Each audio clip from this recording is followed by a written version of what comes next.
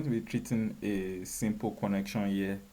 From our question, it says that a simple tension member of grade 355 steel is fabricated from just a simple plate, which is a flat plate of 75 by 25 plate, and it is to resist an axial force of 200 kilonewton. Now we are asked to determine the number of bolts that is required, giving us a 10 diameter of bolts. But the problem here is 10 diameter is not a practical diameter used in design or anywhere. So that's why even in the codes it is not included as part of because this table here is a tensile stress table to like get the area of bolts between 12 to 30 and 12 is the minimum practicable diameter of bolts we can employ to design. So we can't basically use a 10 so we can discard that and assume 12 bolts. So our area, like the area of our bolts is going to be 84.3. So if you notice well, you can't just calculate your area based on the diameter given, because these are reduced values, probably based or like probably because of the threads that are made on the bolt. So this is the recommended areas given by the code. So now can we just start the tutorial already? So we are going to find the amount or the number of bolts that is required for our design, which is 200 kilonewton. And there's something else not to say. It is stated there that the shear is being resisted in two phases, meaning double shear. So let's get here and start doing the so firstly let's try to idealize what is happening. Places that they use this kind of connections are in um gusset plates being connected to a brace, or maybe in form of truss members, where your diagonal cords are being connected to the gusset plate. You notice that there are some bolts that are being you know that are implemented on some parts. Let's say this. So this is what we are trying to find, that how many bolts is required to resist this force of 200 kilonewton being applied to it. So it's a tension force, as you know. So the first thing we are going to do here is to go back to our table. No, but before then, we are going to take a bolt grade, and it is 8.8 that they mainly use that is practicable. So we are going to assume an 8.8 grade bolt. So from our tables, because there are series of tables we are going to be using in the design. So firstly we are going to check the shear strength of the bolts. So as we have assumed that we are using a grade of 8.8, so our shear strength based on this is 375. So we are going to write here our PS. Is it PS? Yes, PS. The shear strength PS is equal to 375 375 Newton per m squared. So after that we are going to like take the bearing strength of the bolt. So as we are taking 8.8 grade bolts, so our our bearing strength of the bolt is going to be 1000 newton per mm square, which is it PBB? Yeah, PBB is going to be 1000 newton per mm squared. Then what else are we taking here?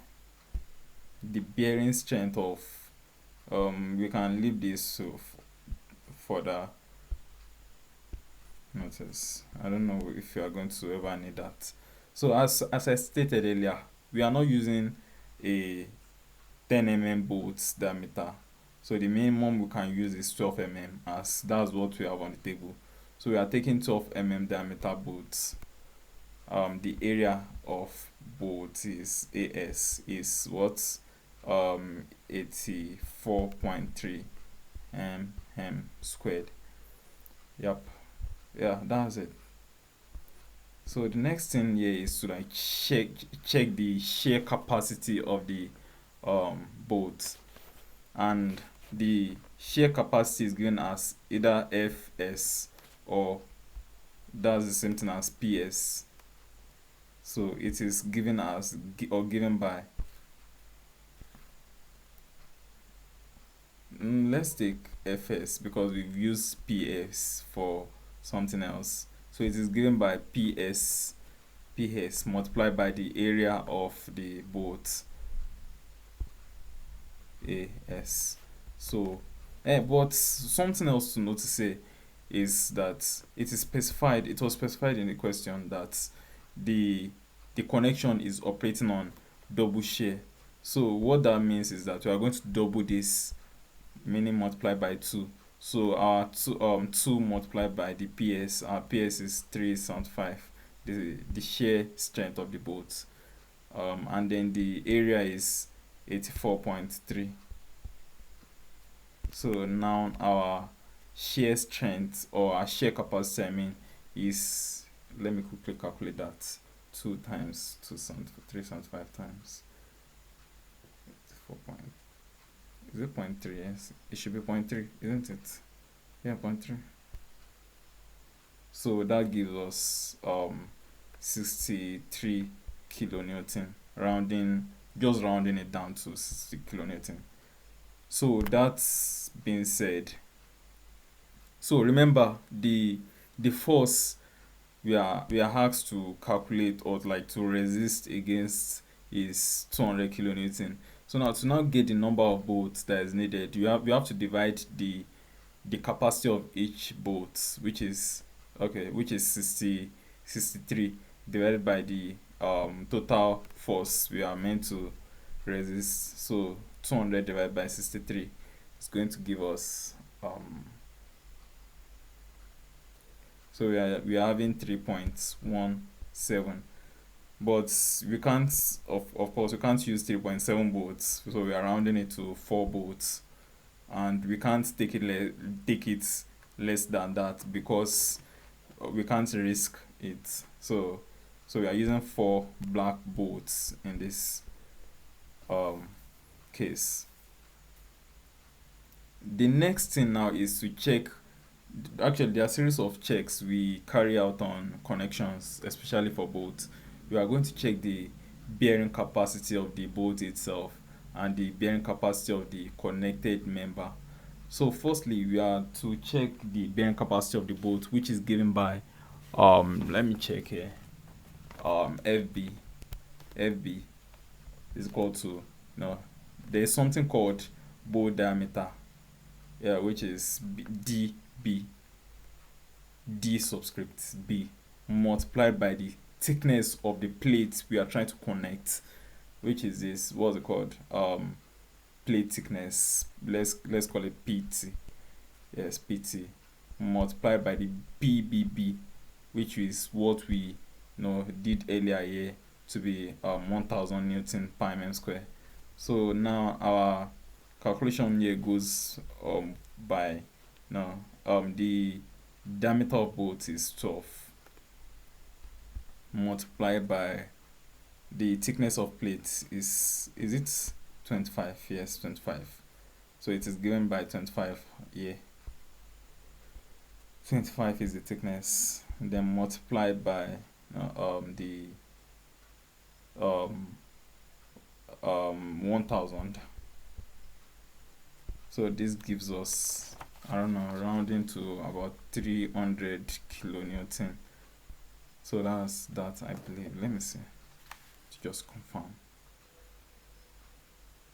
12 times Yes, that's it. Yes. So actually it is 300,000 newton. So now converting to kilonewton, it's giving us 300 kilonewton, which is okay. Again, now we are now going to bearing of the connected member, and that is given by let me check this, because that's a somewhat kind of long formula to have in the head. Okay. Yeah, so that's okay. So the bearing capacity of the connected parts or member is PBS, and that is given as KBS. This most times is usually 1. It's like a constant. Then dB, and as we know that dB is the bolt diameter by, or it's multiplication multiplied by TP, which is the plate thickness. Yes, which is what we use there, plate thickness. Here we my wrote it as no PT. It should have been TP, but anyhow you write it multiplied by PBS. This PBS is what I believe we did earlier here, which is the shear strength of the bolts. Yes, this should be must be less than 0.5 kps multiplied by E. E is your edge distance, multiplied by TP, plate thickness again, TP, multiplied by PBS, the same PBS, which we took as, is it 375 Newton per mm square, PBS. So we are going to now check this to make sure this is less than this. So here is 1, KBS is 1 usually in standard clearance holes. Yeah, multiplied by what's it called? So bolt diameter is 12 times plate. The thickness of plate is 25, then multiplied by 375. So let's see what that is, then equate it with the other equation.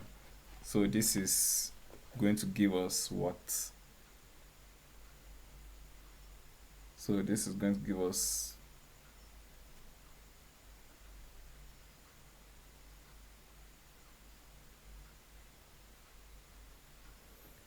this is going to give us 112.5 Newton or kilonewton. Then just to be sure, let's try to calculate what this 2 is. 0.5 multiplied by, let's write it down, multiplied by 1 multiplied, and so this edge distance is usually given by as 1.25 times the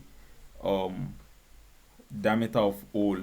So diameter of hole, we haven't even mentioned that there is a clearance usually given by is it 1 point, no, there's actually a table for that which you can check also. It is if it is 12 diameter of bolt you are using, you are going to add 1 allowance, but if it is something higher than, is it 24 you are going to use 2 clearance. So let's just assume we have 2 of clearance, or like allowance, let's call it that, multiplied by our both diameter is 12 so 12 plus 2, that's 14.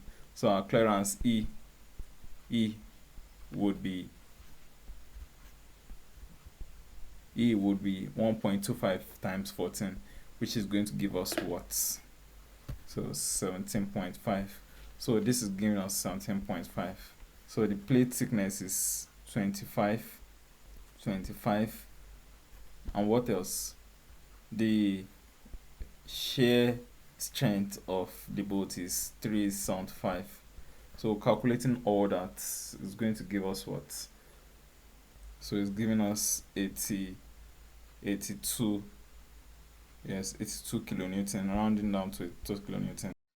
Yeah, please don't mind what I was saying at this point, because obviously 112.5 is obviously greater than 82. So you just discard those my mistakes. So I have solved that, and it is failing in bearing capacity of the member. So what we have to do is to increase the edge distance to make the right side greater than the left side.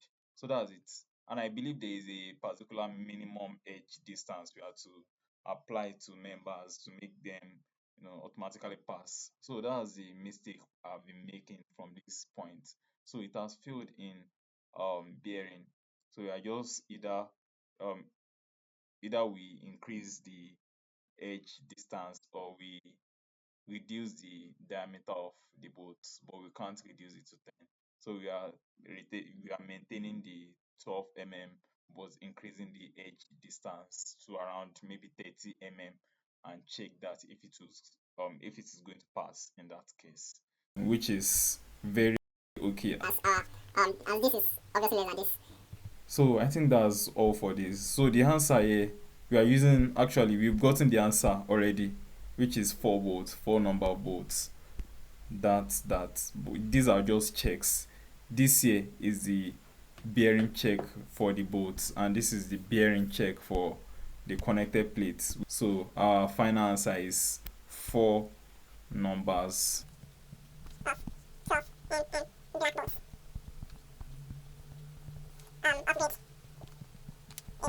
So this is our final answer.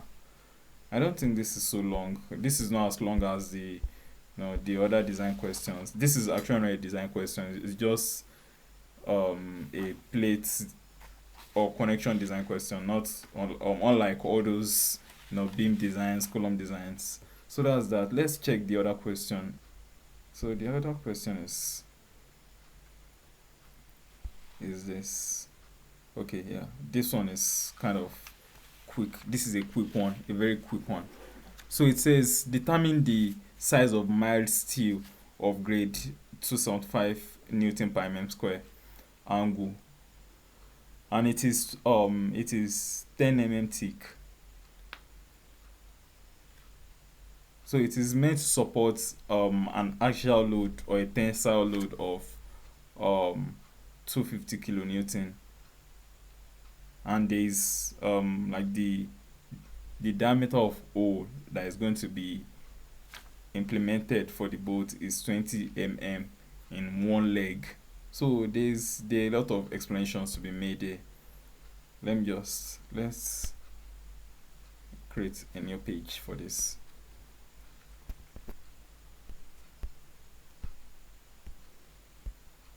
So basically, let me interpret this question. So this question is asking the size of a mild steel angle section to be taken. So what angle section basically mean is, this is a typical angle section. In fact, it should be equal to make our lives easy. So we are going to assume an equal angle section. So that our y length is equal to this. So this is basically or a typical illustration of angle section. So they want to connect this with, again, a gusset plate. This is still a connection problem here. So trying to connect this to a gusset plate, which mostly is used for brazing and all that, or maybe truss member. So they want to use this as a truss member. So this is a quick. I'm not so good at freehand sketch, but let's try. I don't know if you understand this. This is like a 3D illustration of what is happening, but let's just close it. but I'm only trying to make us like be able to conceptualize what is happening. So let's erase everything. So we have already been capped or being restricted to using 10 mm thickness of the angle.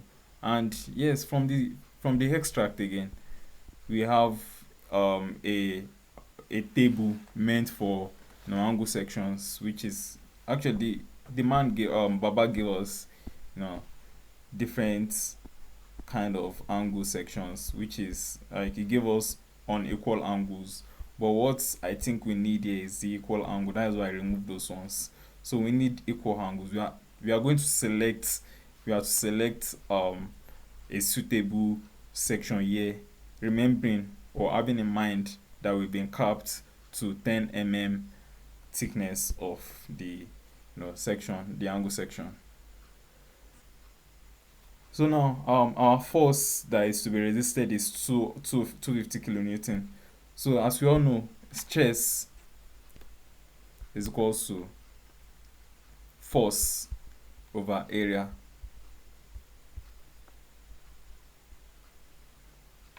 So our force here, no, let's we are looking for stress. Sorry, we have the stress already, which is the strength of um the the this thing, the steel trying to be connected, which is 275, is a mild steel. So we are trying to make a area subject of the formula. So this is given by force over stress.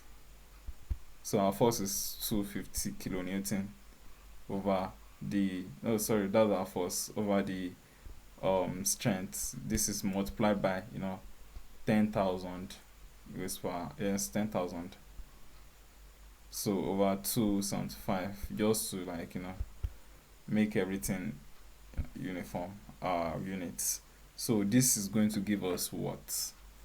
So that's basically what our area is going to be, and that's what we are going to be looking for. And remembering that we have capped the the thickness to 10 mm. You can't go more than 10 mm. So the required area is 909 mm squared. So that's the required area. Now we are now going to go to the section table and pick a suitable area for it. So these are the areas. Where is it? These are the areas. This is not so clear. So remembering that our area, the area that is required is this. So let's try. We are trying. These areas are bigger. Okay. All right. Okay. Let's try 80 by 80. Yes. So 80 by 80. So we are trying an angle of 80 by 80. By by 10. We can't go less than 10 or even higher than 10. So let's try this. This looks like the most economical, but rather than trying this, let's be realistic here. We are not using the total area. We are still going to consider some factors. So let's just go a little bit higher than that, because we don't want I don't want us to be coming back to the section table to be changing sections. So let's go for a more practical and conservative section. So let's go for 90 by 90 by 10.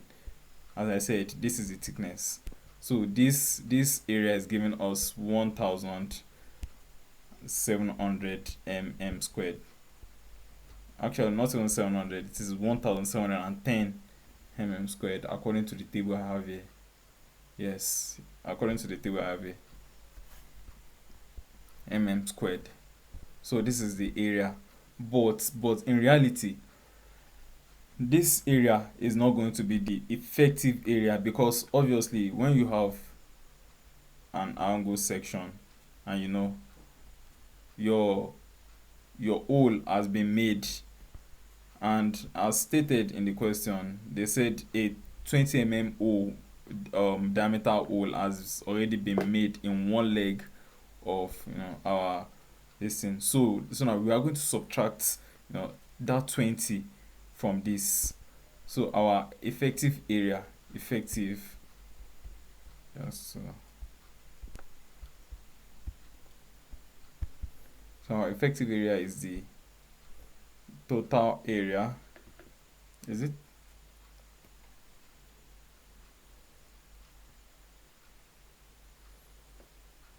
No, we have not even gotten to effective area yet. There are two kinds of effective areas.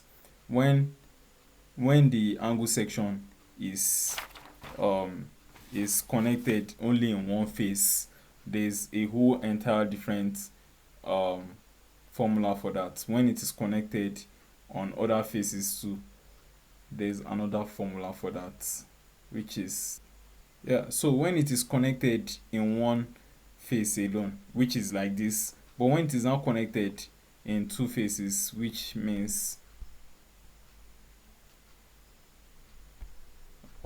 sorry for the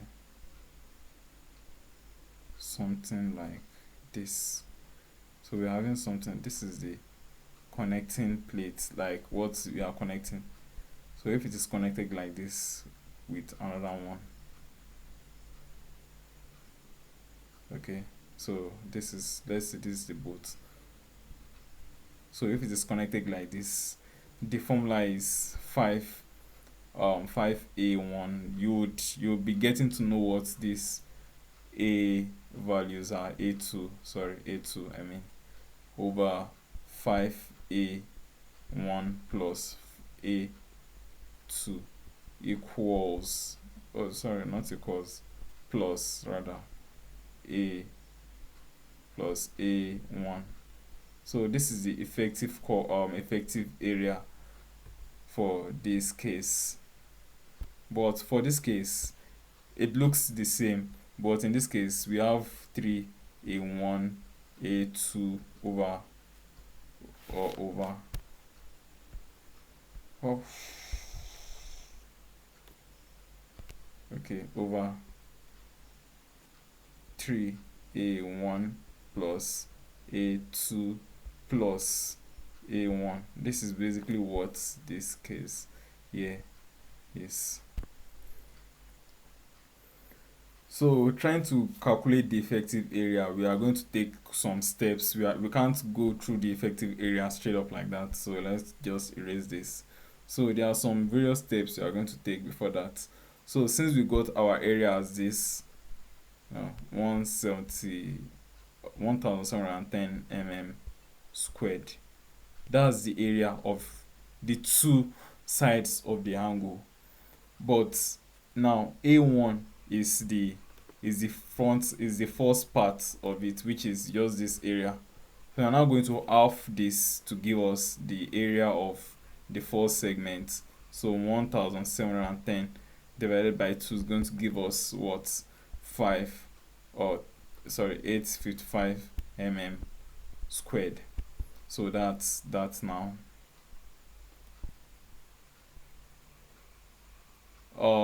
Now remember what I said about concerning this O that is made. So now this A2, not A2 yet. A2 is still this. A2 is still this other half that is being that is standing without the hole, because the hole is only made on one leg as stated in the question. So now this area, this new area here, has to be reduced by the factor of the hole, which is 855, minus only one hole as stated in the question is being cut here. So it says if it contains 20 diameter hole, not holes, both hole.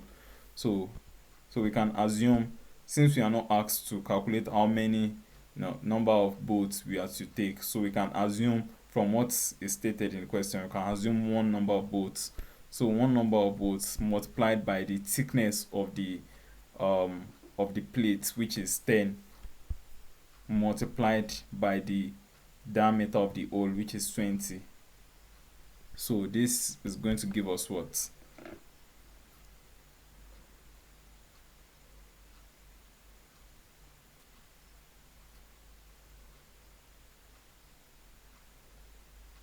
This is going to give us 655 mm. This is the reduced area. That's A1. The reduced area due to the holes that is made. Sorry, hole, a single hole that is made in the along the section. So now this A2 still stands because no hole is being made on the other segment, which is okay here. So now we are now employing, which of this case are we trying to employ? Is it this, or this? Since it is not stated if it is um dub or if it's doubly anchored or only singly, so you can just go directly for the single, which is this. So we are using this 3A1 A2 calculation. So 3A1 A2 over 3A1 plus A2 then plus A1. So this should give us, so 3 multiplied by our A1 is 655 multiplied by A2 is 855 all over 3 A1 is 655 plus 855 then plus the A1 again, that's 655. So calculating this, so this is giving us an area of 1250.7 mm square, which is also more than enough for the required, which here is stated as 909 mm square. But if you had gone for the lower section from our initial calculation here, thinking that because we have an area of 1710 mm squared, since it has been reduced by a lot of factors, we can't we can't just directly or blanketly make use of this area like this. We can't. So that's why we are just going for something slightly higher to cater for the reduction in area. So basically this is all we can cover today, and not only that we can cover, this is all that can possibly be asked of us to know. Then the timber, I don't know, you guys can read that one. I don't think it's so tedious. It's as tedious as the steel design, so you can just read that one up yourself. Wish all of us good luck.